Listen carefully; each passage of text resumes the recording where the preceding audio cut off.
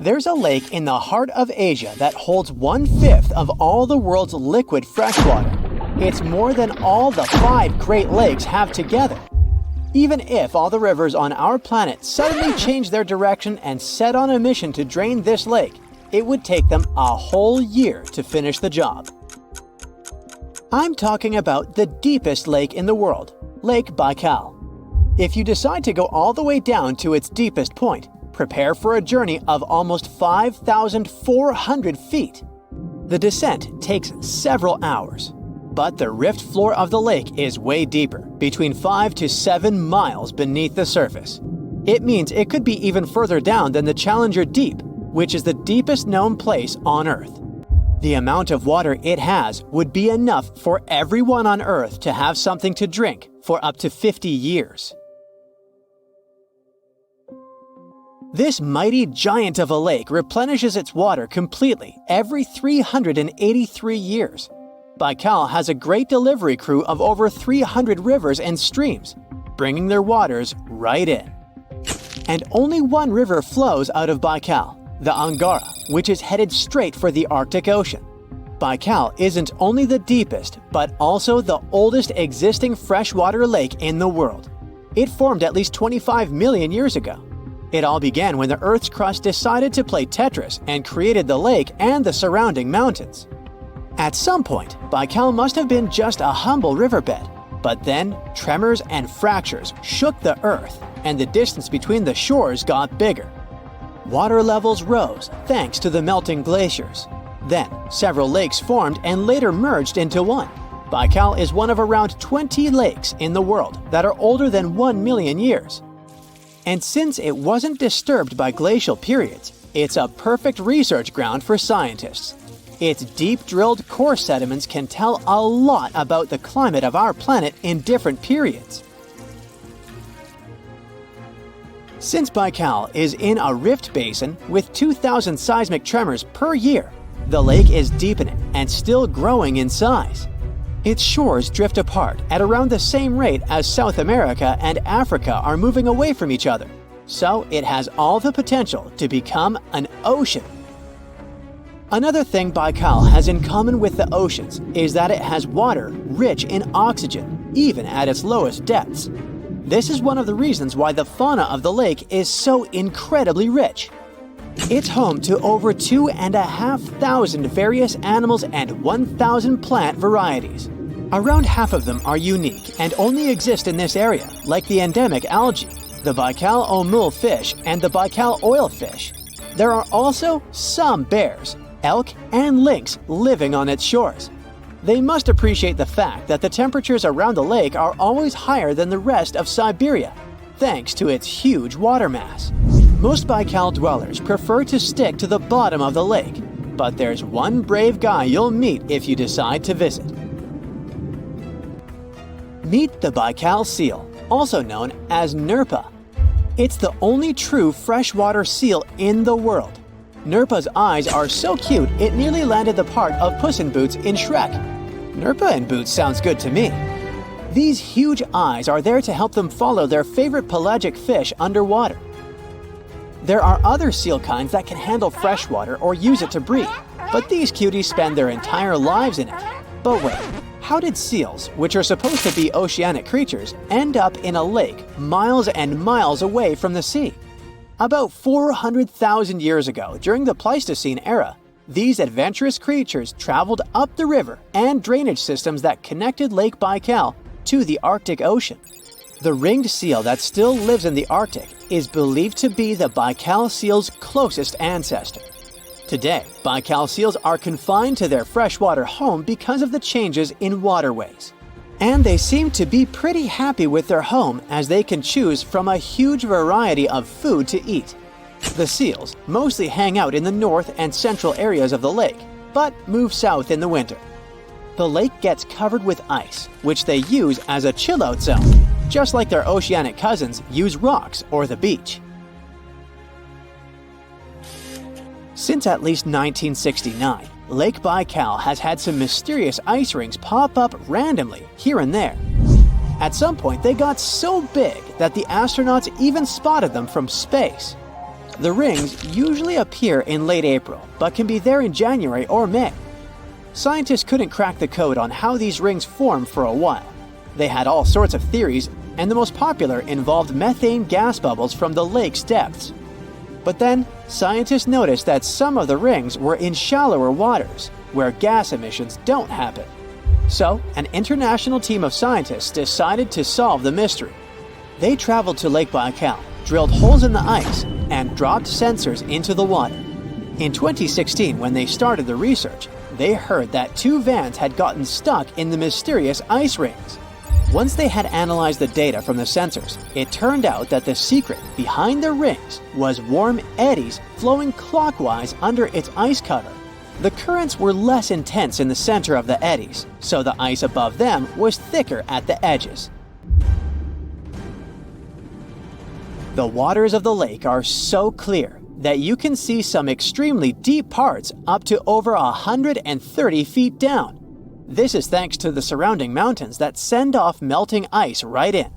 Plankton that live in the lake also helps clean the floating debris. When this crystal clear water freezes, it forms an unusually thick and see-through layer of ice. The wind likes to play sculptor on Baikal and creates one-of-a-kind pieces of art here. It picks up water, which, of course, freezes into the most unusual designs. Frozen bubbles and icicles you've never seen before. The location and geography of the lakes and the cycles of melting and refreezing create the perfect conditions for this ice workshop. And you can even see rocks that seem to be floating. The bottom of the rock freezes to the surface of the ice. Then, the strong winds wear away the surroundings, leaving a perfect pedestal for the rock. If you think the floating rocks look eerie, how about Baikal's version of the Loch Ness monster? The local Buryat people have a legend about the water dragon master that lives in the lake. A dragon is believed to be the most powerful creature living on Earth in Asian mythology. They believe there are 4 dragons living in the 4 seas, each responsible for one of the cardinal directions. Baikal is the North Sea in this story. The image of this dragon is supposedly etched in ancient petroglyphs on the cliffs of Baikal.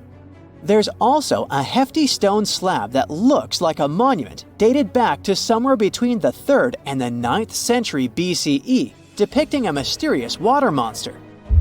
Imagine the stories this stone could tell, echoing the whispers of a bygone era and leaving us to unravel the enigma of the Baikal cliffs. The legend says that a local warrior was chasing the dragon. He finally reached the largest Baikal island of Alkan. He was ready to face and defeat the dragon, but the beast turned into a beautiful girl, and they got married. That's one unusual twist to a classic defeat the dragon and take the girl story. So, local legends describe that dragon as a giant sturgeon with an almost gator-like snout and armored body. In reality, the mythical monster must be one of the many huge fish living in the lake. They can afford to grow to several feet in length thanks to the high levels of oxygen in the water. Beluga sturgeon can weigh several thousands of pounds, lives up to 50 or 60 years, and never stops growing. In 1945, 5 TBF Avenger aircraft took flight for a routine training exercise around the Bermuda Triangle. In the middle of the exercise, the planes were struck by intense rain and heavy winds, despite the clear weather forecast. The pilots became extremely disoriented and radioed the base to report that their navigational equipment had stopped working. The last thing the base heard was, "When the first plane drops below 10 gallons, we'll all go down together," and then static. The 5 planes and their 14 crew members were never seen or heard from again. On his very first voyage to the New World in 1492, Christopher Columbus sailed through the Bermuda Triangle. Columbus reported that one night when he was on the deck of the ship, he noticed a giant light appear in the distance, unlike anything he had ever seen before. Columbus looked at his compass for direction, and it gave off erratic readings. You might have noticed that the Bermuda Triangle doesn't appear on any world map. This is because official institutions refuse to acknowledge that the area actually exists. A popular theory suggests that rogue waves are responsible for the many disappearances. Rogue waves are called extreme storm waves by scientists. They occur when different weather patterns take place at the same time and cause large, unexpected waves. Witnesses say that the waves look like giant walls of water. These waves could explain why ships go down fast and without leaving any trace. The Bermuda Triangle is home to some pretty intense and unexpected weather. Storms build up quickly and unexpectedly, then disappear soon after. If you blink, you might miss it. This could explain why few distress signals are issued. Pilots and sailors never saw the weather coming. No one knows exactly how many ships and planes have disappeared in the Bermuda Triangle. The rough estimate is 50 ships and 20 planes.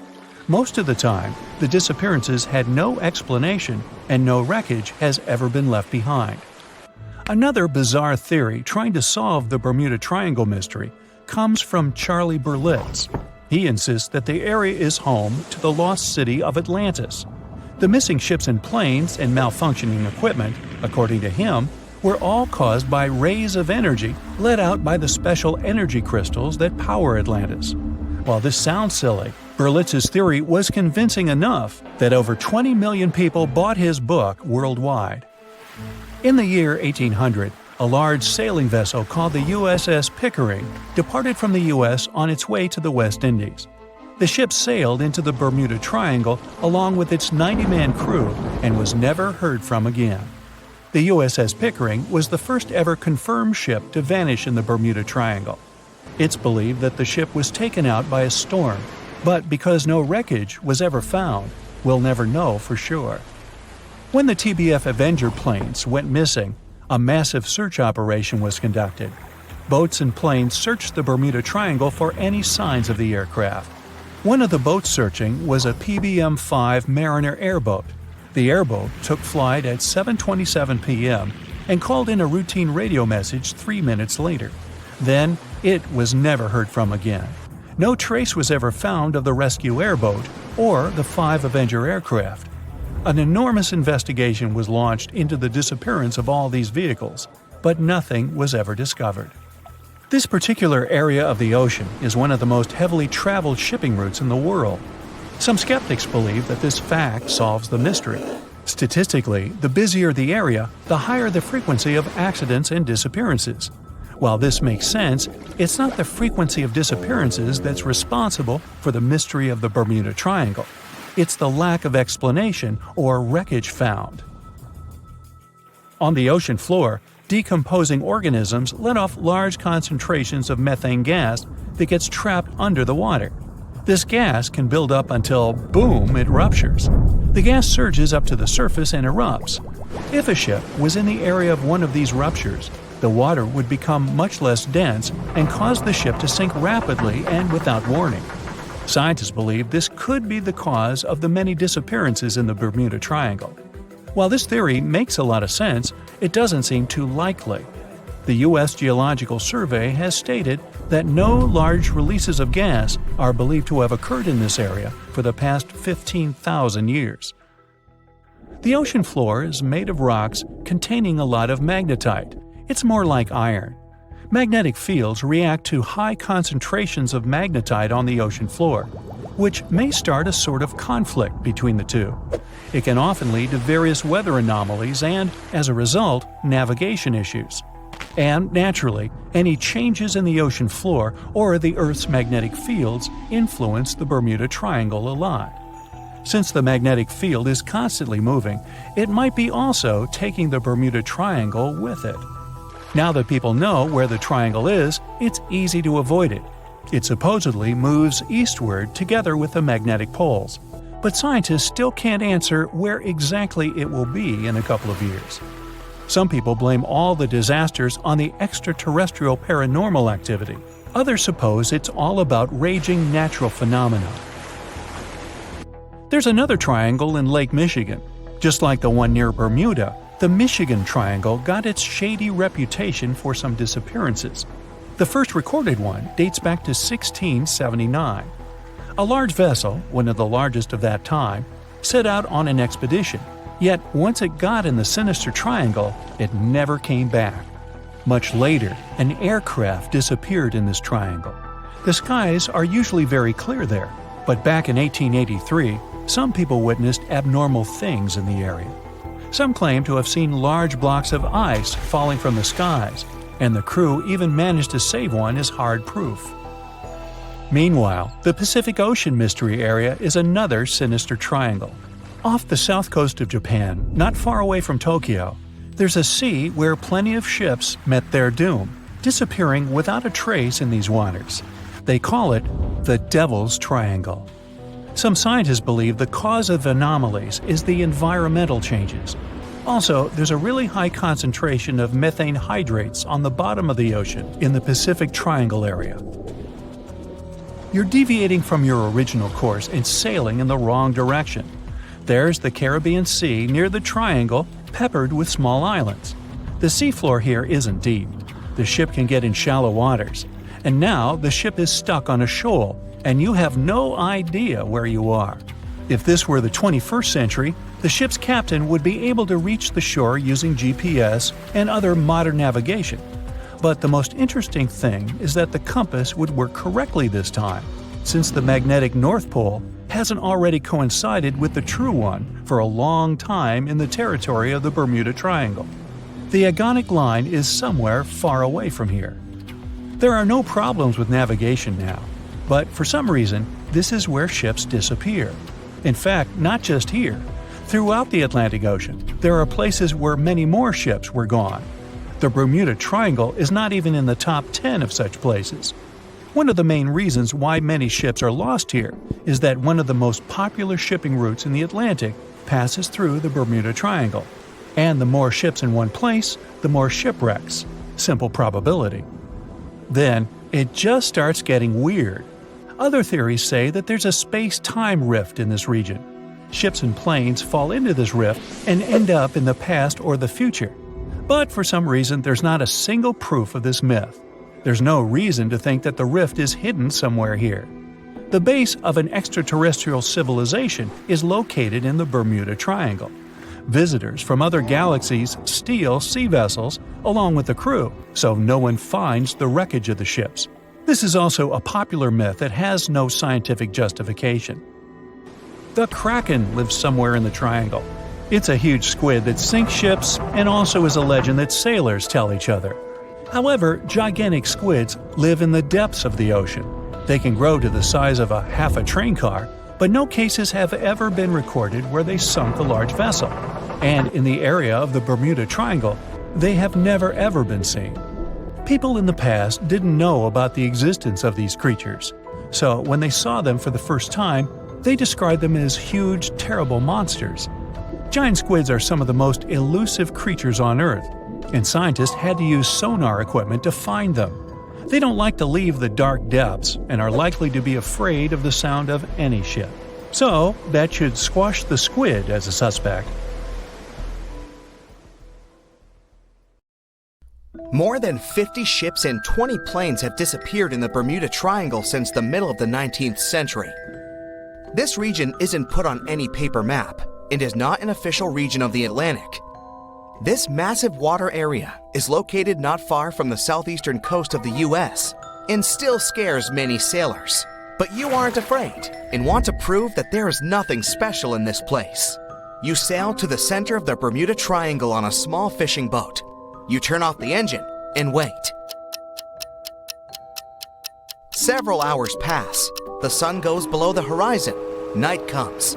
You're about to return to the shore, but suddenly, it becomes too quiet. Then, you hear a splash of water. You look overboard and see hundreds of fish swimming to the surface. Something big scared them away. Something that comes straight from the depths. The next second, you notice big sparkling eyes and long tentacles reaching for the boat. It seems that one of the most terrible myths about the Bermuda Triangle turned out to be true.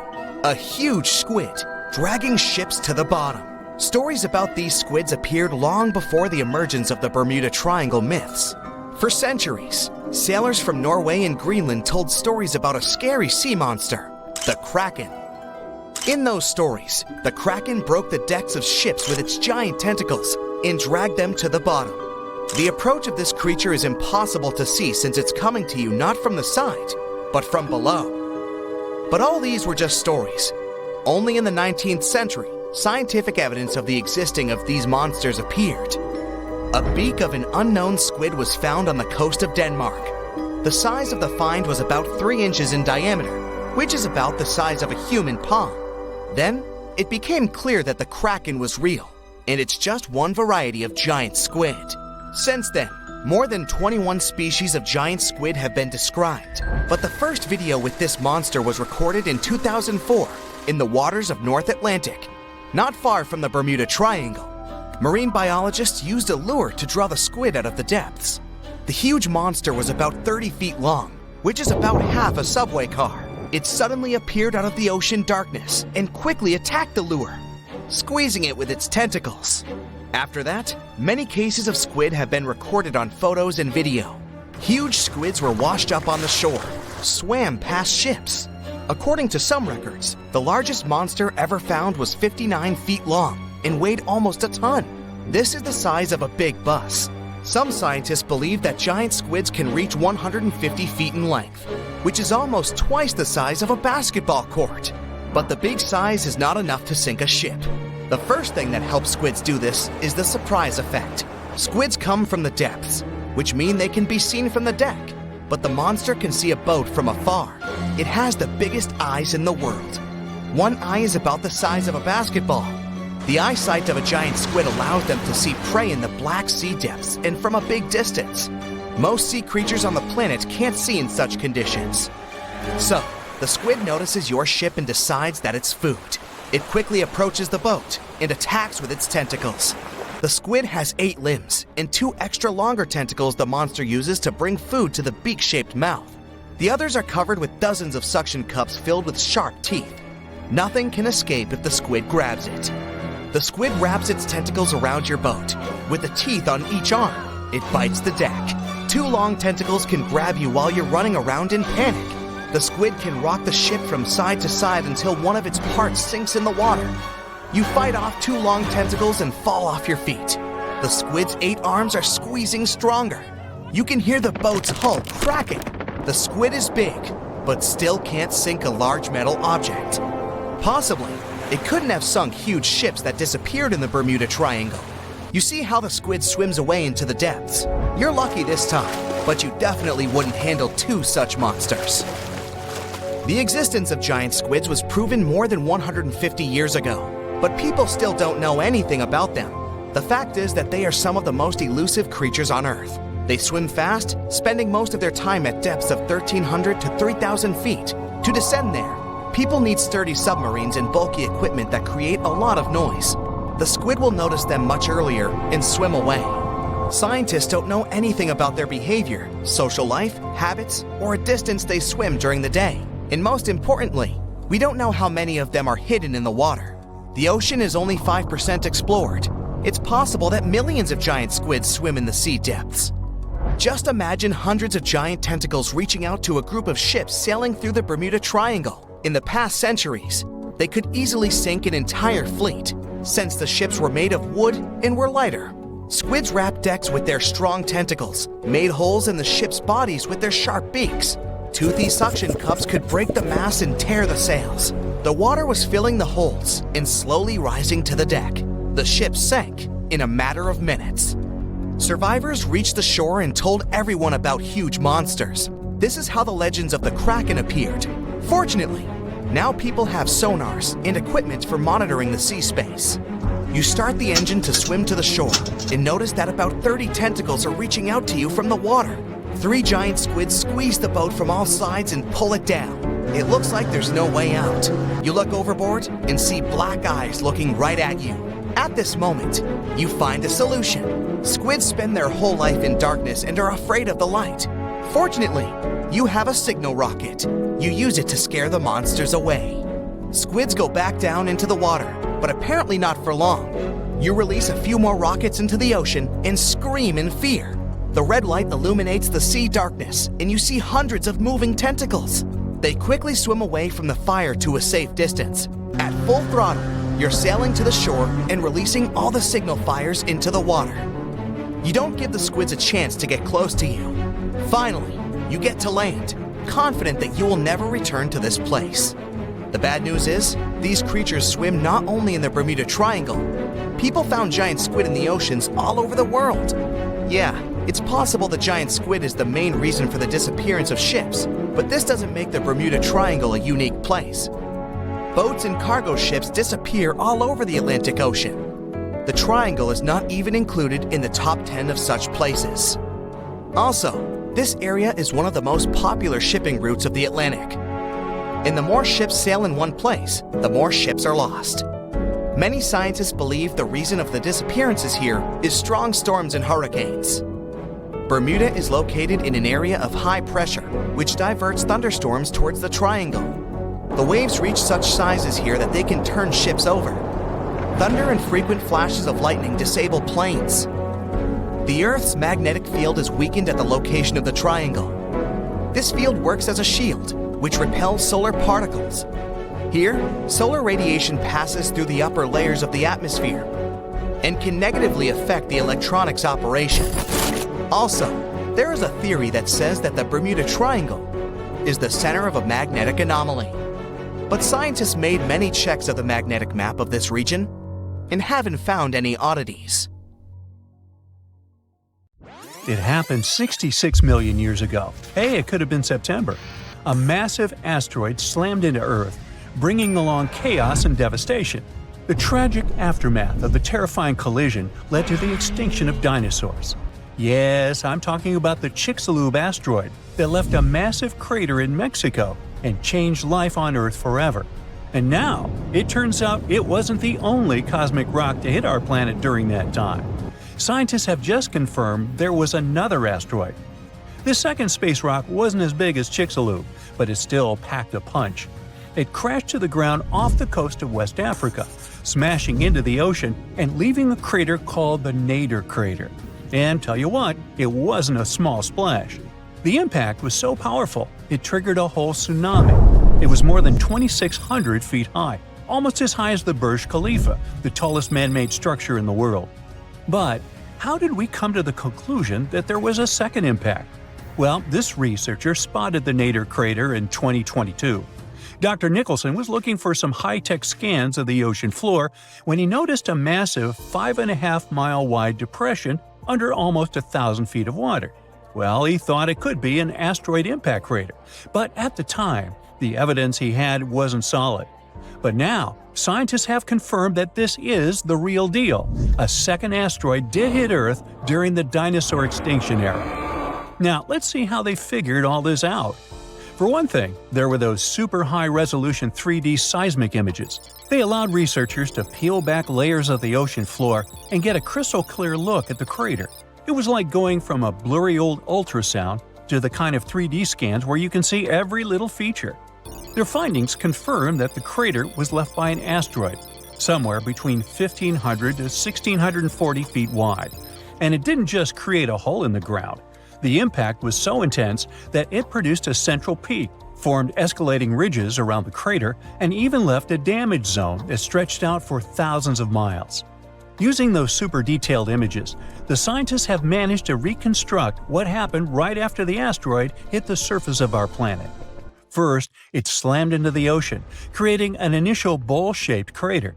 As the shockwave spread, the seabed was shaken so violently that it triggered landslides, and the soft sediment surrounding the crater collapsed inward, creating a noticeable brim. As you already know, the impact also triggered a tsunami, and it was so shockingly powerful that its waves didn't just go outward, they actually turned back towards the crater, leaving huge scars on the ocean floor. And this wasn't just one big wave. No, it was a whole series of them, a train of tsunamis smashing everything in their path. Now, this second asteroid impact is a huge deal for scientists. It's a rare opportunity to study a marine impact crater in such incredible detail.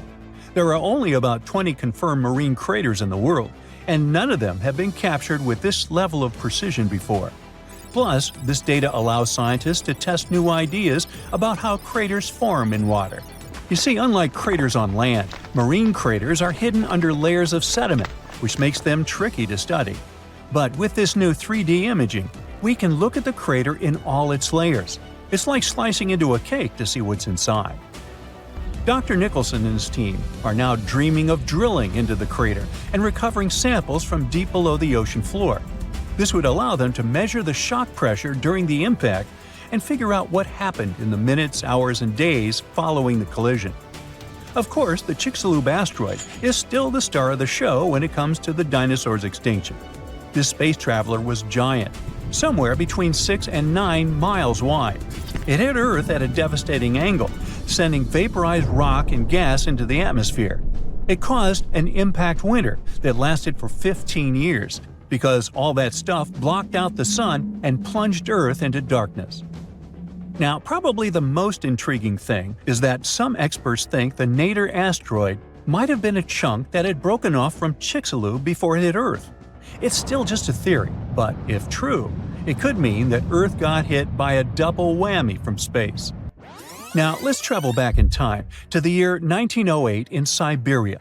Look around. You see nothing but trees and rivers. And suddenly, a huge object, around 150 to 300 feet in diameter, dashes through the Earth's atmosphere. Is it a comet? An asteroid? Scientists aren't sure. What they do know for sure is that this intruder blew up in the sky over Tunguska, leading to one of the most powerful blasts in recorded history. It completely leveled the forest below, knocking out 80 million trees over an area of around 830 square miles. And that's an area larger than that of cities like Los Angeles or New York. The trees were literally flattened, and their trunks were stripped of branches. They were also arranged in a bizarre radial pattern around the epicenter. But what if this explosion had happened over a city? Every single building would have been destroyed, and countless lives would have been lost. Luckily, this disaster occurred in a super remote part of Siberia. The creepiest thing, though? When scientists finally reached the area years later, they found no impact crater. No wonder it led to even more mystery. The most logical explanation is that when the object went off in the sky, probably around 3 to 6 miles above the ground, it blew up before it could hit the ground, and still, it didn't stop the blast from leveling an entire forest. Fast forward to 2013 and another mind-blowing event, this time over a much more populated area, the city of Chelyabinsk. It was a regular February morning when an asteroid about 60 feet in diameter entered Earth's atmosphere, lighting up the sky. It was moving at a staggering speed of around 43,000 miles per hour. It blew up in midair, about 18 miles above the city. It was a horrific view, but luckily, the asteroid disintegrated high enough in the atmosphere without hitting the ground. If it had touched down, the city would have been in big trouble, because even though there was no direct impact, the explosion still created a shockwave that tore through the atmosphere, hitting the ground with enough force to shatter windows all over the place. The blast damaged around 7,200 buildings, but fortunately, there were no direct fatalities. Still, it was a major wake-up call. This wasn't just some far-off cosmic event like Tunguska. This asteroid exploded over a modern populated area, and the damage was very real. The good news? Scientists are getting better at spotting such objects before they get too close. Space agencies around the world, like NASA, are tracking near-Earth objects to figure out which ones could pose a risk. But as we can see from these two events, sometimes space rocks can still sneak up on us. And while the chances of a major impact are low, the stakes are really high. At the moment, there's one asteroid that NASA's keeping an eye on. It's called Bennu, and it's about the same size as the Nader impactor. Bennu is considered one of the most hazardous objects in near-Earth orbit. According to NASA, there's a small chance it could hit the Earth between the years 2178 and 2290, and the biggest risk date is September 24, 2182. But don't freak out just yet. The odds of the impact are only 1 in 2,700, but still, it's a reminder that Earth is always in the cosmic firing line.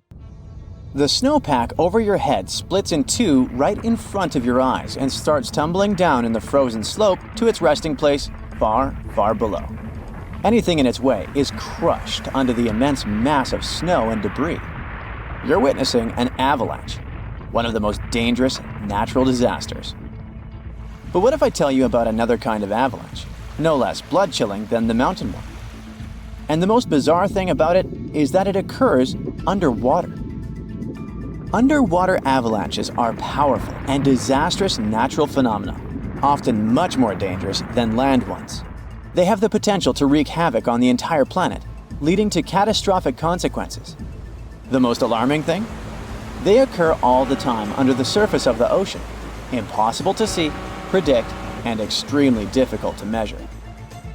Such avalanches can get 100 times larger than land ones, and they pose a great risk to the world's communications, capable of leaving the entire planet without the internet. But we'll talk about it a bit later. First, let's go 60,000 years back into the past. We're near the northwest coast of Africa, ready to witness the colossal scale and devastating impact of a ginormous underwater avalanche. It started as a quite small underwater landslide in the Agadir Canyon. At first, it was just 0.35 cubic miles of material, but in no time, this mass increased more than 100 times in size while traveling across the Atlantic Ocean floor. As the avalanche sped up and grew, it picked up gravel, sand, rocks, and mud. It carved a devastating path through one of the world's largest submarine canyons, wiping out all forms of animal and plant life on its way.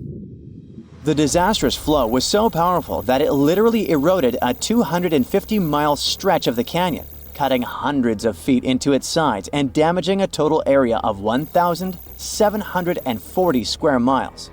That's the area of more than 3.5 New York cities. As for the force of the flow, it was so immense that it propelled massive boulders up the canyon walls to heights of up to 430 feet. Before scientists discovered the evidence of this catastrophic event, they had seriously underestimated the scale of destruction caused by submarine avalanches. By the way, these devastating catastrophes can start not only far away in the ocean, but also at estuaries. Let's go back to 14 January 2020 and see for ourselves. A turbidity current, a rapid, downhill flow of water containing a lot of sediment, rushed more than 680 miles from the Congo River estuary in the deep sea. This current appeared due to two factors: terrible flooding along the Congo River in late December 2019 and unusually large spring tides. This resulted in an avalanche of sand and mud. Its volume was equivalent to 1/3 of all the sediment produced annually by all the rivers in the world. This sediment avalanche accelerated, increasing in speed from 17 feet per second in the upper part of the Congo Canyon to 26 feet per second when it reached the end of the channel, almost 700 miles away from the coastline. This route made it the longest avalanche of sediment ever measured on our planet. 2 days later, the flow reached the deep ocean. The avalanche broke 2 seabed telecommunication cables, cutting internet data speeds all the way across West, Central, and South Africa. Now, before this disaster, scientists considered that measuring powerful deep-sea avalanches was impractical. But the sediment flow in the Congo Canyon could be monitored directly, finally allowing researchers to assess how major river floods connected to the deep sea. They also concluded that how often underwater avalanches occurred depended on where the observer was. Seafloor canyons that are close to river mouths can experience several tiny avalanches per year. Other systems, far from river discharges like the Agadir Canyon, can only have one monster of an avalanche every 10,000 years or so. You're likely wondering, what can trigger an avalanche under the surface of the ocean? Well, earthquakes, typhoons, high tides, river floods, and even volcanic eruptions. And due to our changing climate, such events become more and more frequent and intense. At the same time, these triggers don't mean that an avalanche is bound to happen, nor do they relate to the scale of the event. See for yourself. In 1755, a powerful earthquake hit the coast of Portugal, wiping out large parts of Lisbon. Tens of thousands of people lost their lives during that disaster, but it only triggered a tiny underwater avalanche. And in 1929, a large earthquake off the coast of Newfoundland, Canada, triggered the largest underwater avalanche ever recorded, The flow traveled at a speed of 42 miles per hour, carrying boulders, sand, and mud. It snapped 11 seabed cables on its journey downhill. The avalanche was so powerful, it produced a tsunami that claimed the lives of 28 people along the coastline. Now, submarine avalanches are totally invisible because they happen deep under the ocean surface, which makes them extremely hard to study. But we must find a way because these flows are super important. They transport sediments, nutrients, and even pollutants across the ocean floor. So, a research team from Liverpool decided to unravel this mystery. Over the last 40 years, they've collected more than 300 samples from the ocean floor. Combined with seismic and bathymetric data, which is a fancy word for ocean mapping, they managed to reconstruct a massive submarine avalanche. It was the first time an underwater avalanche of this size was mapped out. An even cooler thing, the event itself started off pretty modestly, but it quickly evolved into a colossal avalanche that grew to more than 650 feet tall. To put that into perspective, imagine a skyscraper-sized avalanche zooming from Liverpool to London, cutting a trench 100 feet deep and 9 miles wide. Then it spread out over an area bigger than the UK, covering it with several feet of sand and mud. That's like burying a whole country. These findings are actually a big deal because they show that even a small underwater landslide can turn into something massive and super destructive. But that's not the worst. Think about undersea internet cables, which are essential for global communication. There are more than 550 active seafloor cables around the world. Their combined length is a whopping 870,000 miles. That's enough to wrap around our planet 35 times. When a submarine avalanche breaks seafloor cables, the effects are usually super expensive and devastating. For example, in 2006, an earthquake in Taiwan triggered underwater avalanches that cut loads of seafloor cables connecting Southeast Asia with the rest of the world. The largest internet operator in China had a 90% loss of traffic to the USA at the peak of the event. As for Taiwan itself, it experienced between 74 to 100% loss in traffic to neighboring islands. So now you probably get why we need to learn more about this natural phenomenon. Luckily, researchers at Tulane University have found a way to study it in 3D. Previous studies only looked at submarine avalanches in 2D, which didn't give the full picture of how they actually behaved. The new research focused on how underwater flows interacted with mini basins, natural features on the ocean floor that look like shallow bowls. Despite being called mini, these bowls can be huge, up to 4 square miles. When turbidity currents flow into these mini basins, they don't just stop. No, they hit the far side and curl back around like water eddies in a stream. These swirling flows move the sediment around before it settles on the ocean floor. The size of the mini basin and the speed of the flow can change how the current behaves. If the basin is big and the current is slow, it starts to fill up with sediment. But if you crank up the flow speed or shrink the basin, the current starts to overflow, spilling over the basin. To study all this, the researchers created a mini version of a mini basin in a pool and used different speeds of flow to simulate turbidity currents. They even made their own sediment mixtures to see how different sizes of particles would behave. In the end, they managed to mimic real-life ocean conditions, but on a smaller, manageable scale. Pretty cool, huh? You know how they say it's better to just hand over your wallet if you run into a mugger?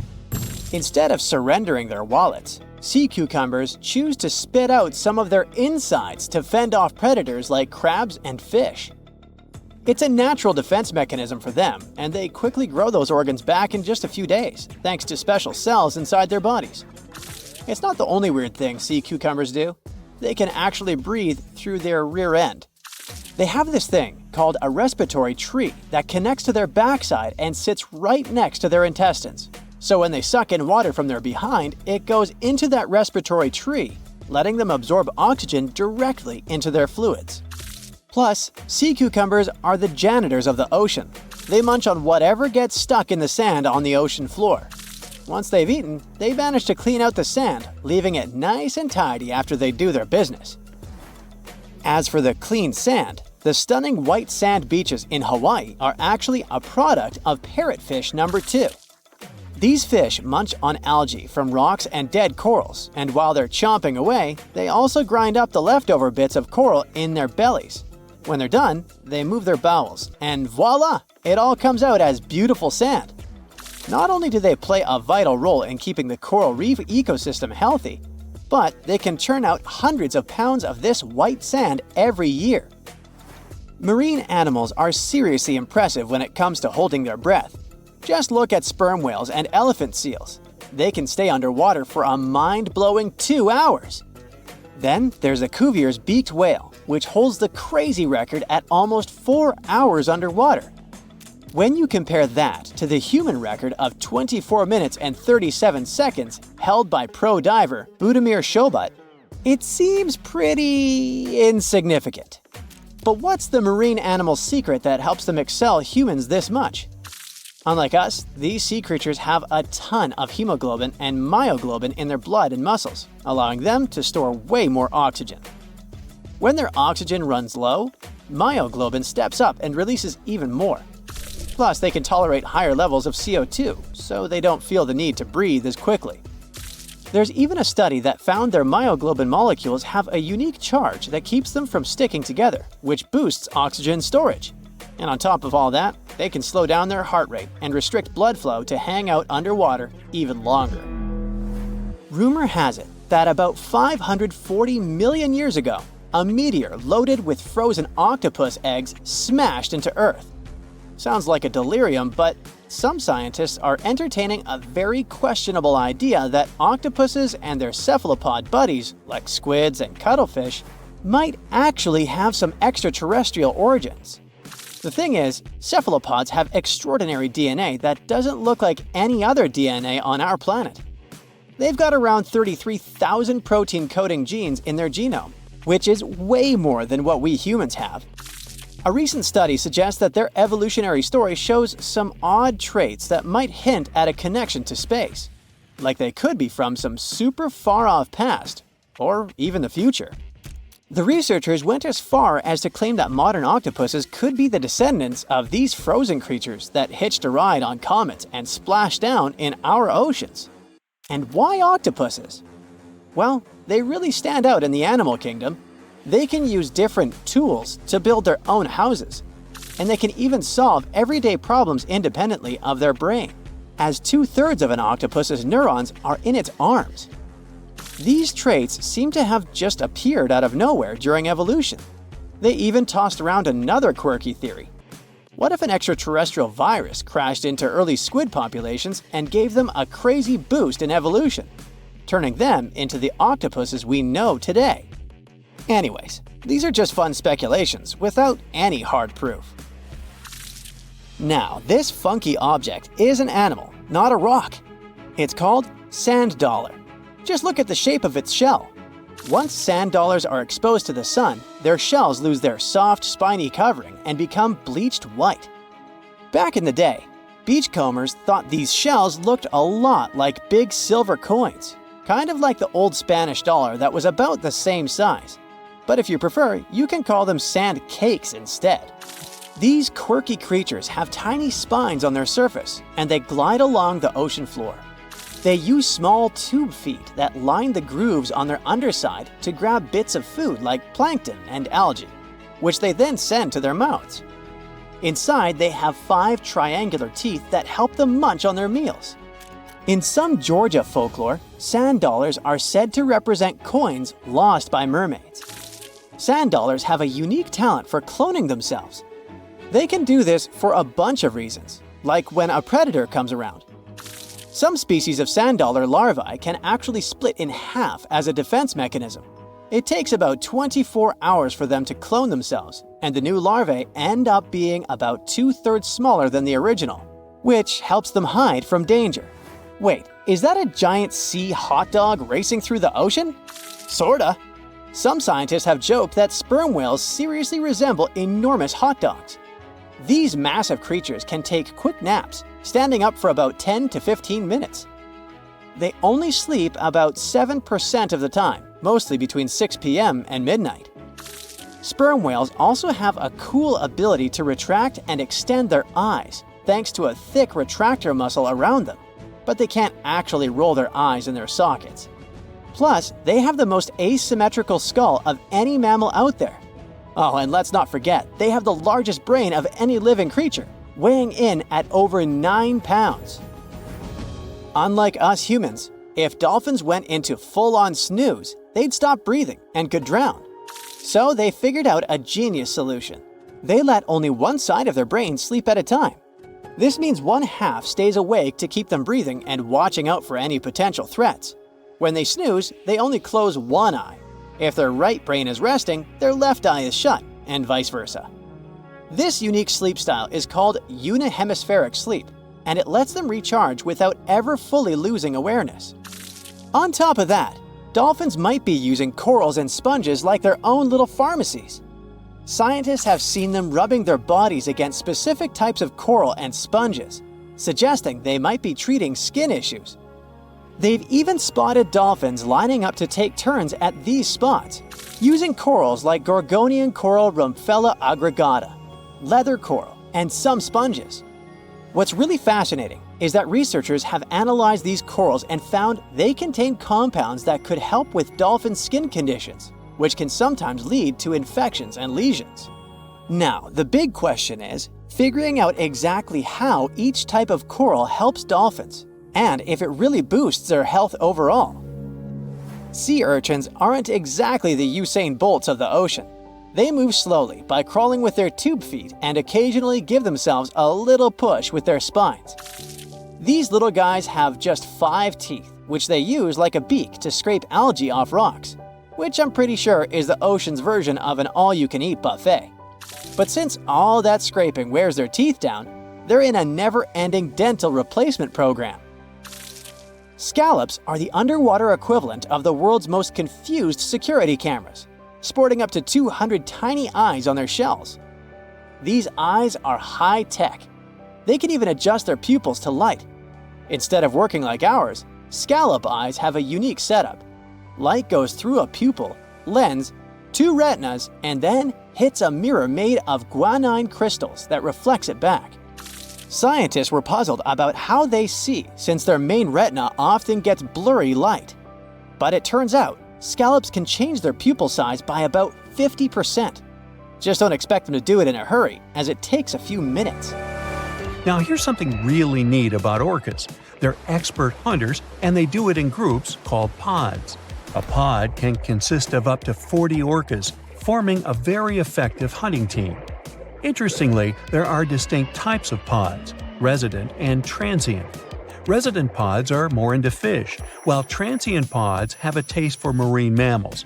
But no matter what type of pod they belong to, all orcas have one thing in common: they are master collaborators. They work together using smart hunting techniques that are often compared to the teamwork of wolf packs. Almost 95% of jellyfish's body is made of water. For comparison, the human body is 60% water. It's probably not a surprise since jellyfish don't have a heart, blood, eyes, or brain. The other 5% of their body weight is proteins, muscles, and nerve cells. Jellyfish have been around for more than 500 million years. This makes them older than dinosaurs. These creatures haven't changed much, and today's jellyfish are pretty much like their ancestors. Electric eels have small eyes that are not so effective in environments with no light, so they mostly rely on their electric organs. Those consist of 6,000 cells. Eels use them to stow power, similar to batteries. These creatures use electricity like bats use their radars or dolphins their sonar. An eel can also produce enough electricity to power a panel of light bulbs. There's a small tropical archer fish that can learn to recognize human faces. This fish has an interesting ability to spit small jets of water from its mouth. Researchers showed the fish the image of 2 different faces placed side by side. One was unknown and the other was familiar. The fish was supposed to spit water at the familiar one. The creature took the right guess more than 80% of the time. There's such a thing as a sea unicorn. That's an animal called the narwhal. Its horn is actually a tooth that can grow up to 10 feet long. Manatees, also known as sea cows, are distant relatives of elephants. Their weight can go up to 1,000 pounds. These creatures are vegetarian and need to eat around 10% of their total weight on a daily basis. That's lots of sea salad. In some cases, manatees share space with alligators, but they get along pretty well. You can even find a photo from Florida where an alligator rides a manatee's back. Frogfish have special fins that help these creatures walk along the sand. They're very useful in shallow waters. A ghost pipefish is hard to see, but once you spot it, you're bound to get really surprised. Its head makes up over 40% of its body. Crabs don't feel like wasting time on such formalities as putting foods in their mouth. That's why they taste it with their feet, which is where their taste buds are. Marine iguanas are the only lizards on our planet that like spending time in the ocean, even though they mainly live on land. They're herbivores that feed in shallow waters and swim like snakes. Iguanas use their long claws to hold on to the bottom when they need to graze. Green turtles can cross over 1,400 miles when migrating. They try to find the perfect spot to lay their eggs. Penguins sort of fly when they're underwater, reaching a speed of 25 miles per hour. More than 5 million years ago, I've heard, I wasn't around then, deep-sea worms and humans had a common ancestor. So we still share 70% of our genes with these creatures, and with sea stars, squid, and octopuses. Now, octopuses are in fact incredibly old. The oldest known fossil belongs to an animal that lived almost 300 million years ago. FYI, this is before our dinosaur buddies roamed the Earth. Wait, there's more! Octopus arms have a mind of their own. That's because 2/3 of their neurons lie in their arms, not in their heads. This means that their arms can problem solve how to open a shellfish, while their owner is worried about other stuff entirely. Talk about ninja-level multitasking. Oh, and like other animals, such as chimpanzees and dolphins, octopuses have proven to be good at maneuvering tools, like picking up old shells and using them as a temporary home. Now, of course, the most intelligent animals on our planet are humans, according to humans. But we don't seem to give pigs enough credit. Pigs are so smart they can play video games. No, not Minecraft. But in a recent academic study, scientists had 4 pigs play a joystick game. They had to manipulate the stick so that the moving ball would hit the wall and then they would get a treat. All 4 pigs did great in the test, which was surprising even to the scientists. Now, pigeons also aced an impressive test. They were trained to differentiate a Picasso painting from a Monet one, which they had no trouble learning. Then they were able to apply this knowledge, identifying works of art they had not previously seen, meaning they really understood the difference between each painter. Poor things are always seen as a nuisance. Now, if we placed kangaroos in an animal's most amazing ability contest, they'd win. It's mainly because they break the 4-legged rule. A special species of kangaroo, the red kangaroo, uses its tail to help propel it forward. Now, visually, it has 4 limbs, but in practice, it uses 5. They're biologically built to use their tail as a 5th limb, since it's packed with articulated vertebrae and thick muscles. Of course, it had to be an Australian animal. Deep within the Sahara Desert, you'll find a little creature known as the fennec fox. This huge-eared animal adapted perfectly to survive in its hostile environment. The huge ears help them to dissipate the unbearable heat of the desert, as well as help them to hunt for underground prey. Now meet this guy. Unlike what its name might suggest, the red panda is closer to a raccoon than it is to a giant panda. You'll find a lot of these cat-sized creatures in the Himalayan region, hopping from tree to tree and bundled together trying to keep warm in the harsh weather. They're gentle and friendly like their big panda cousins, and occasionally enjoy eating some bamboo sticks. And then there are bees. Compared to humans, bees' brains are the size of pinheads, yet they are capable of astounding things. Let's say a bee is running low on energy after a long search flight.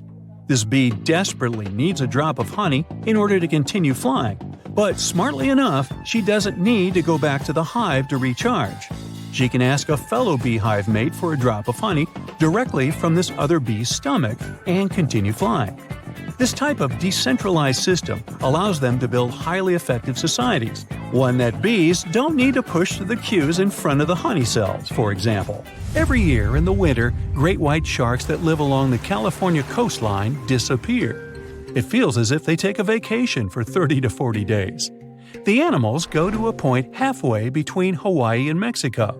They might do it to get some food, relax, or hang out with their buddies from other areas. The spot is now called the Whale Shark Cafe. Some types of sharks, like makos, whale sharks, or white sharks, breathe in a very specific way. It requires them to swim all the time. They also need to move quickly and with their mouth open. This way, the oxygen can enter and reach their gills. Sea sponges are some of the most primitive animals. They're immobile, don't have a mouth, eyes, bones, brain, heart, lungs, or any other organ whatsoever. And still, they're alive. There's such a thing as a sea unicorn. That's an animal called the narwhal. Its horn is actually a tooth that can grow up to 10 feet long. Manatees, also known as sea cows, are distant relatives of elephants. Their weight can go up to 1,000 pounds. These creatures are vegetarian and need to eat around 10% of their total weight on a daily basis. That's lots of sea salad. In some cases, manatees share space with alligators, but they get along pretty well. You can even find a photo from Florida where an alligator rides a manatee's back. Frogfish have special fins that help these creatures walk along the sand. They're very useful in shallow waters. A ghost pipefish is hard to see, but once you spot it, you're bound to get really surprised.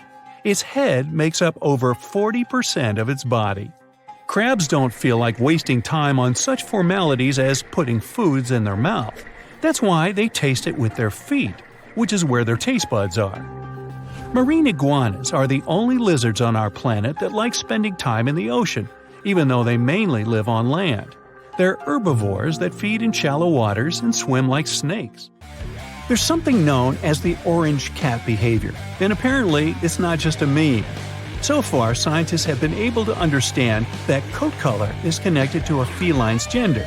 And since orange is an X chromosome, orange cats are usually males, like Garfield. The so-called orange cat behavior describes ginger cats as agents of chaos. Again, pretty much like Garfield. However, there haven't been any conclusive studies on whether coat color and cat behavior are truly linked. In terms of vision, mantis shrimps probably have the most psychedelic vision out of all animals. These funny-looking creatures have a whopping 16 varieties of photoreceptors, with 5 of them reserved for the ultraviolet or UV spectrum. Ultraviolet rays are really short wavelengths, which are invisible to humans. The thing science still doesn't understand is how exactly these mantis shrimp view the world around them. Sure, they can perceive a bunch of colors, but they can't necessarily distinguish all of these colors among themselves. It can be that they just see a lot of really vivid, really blurry colors, but we haven't figured out a way to check that out. Now, to say sloths are cute is an understatement. They may be one of the friendliest animals in the jungle, but there's more. If you look closely at their fur coat, you'll notice hints of green. These greeneries are actually tiny little algae that grow alongside sloths. They help sloths to camouflage better in the jungle, but they also nurture them. The little cracks inside a sloth's fur create the perfect environment for algae reproduction, and scientists have found species of algae that don't exist anywhere else in the world. They do get by with a little help from their friends. Deep within the Sahara Desert, you'll find a little creature known as the fennec fox. This huge-eared animal adapted perfectly to survive in its hostile environment. The huge ears help them to dissipate the unbearable heat of the desert, as well as help them to hunt for underground prey.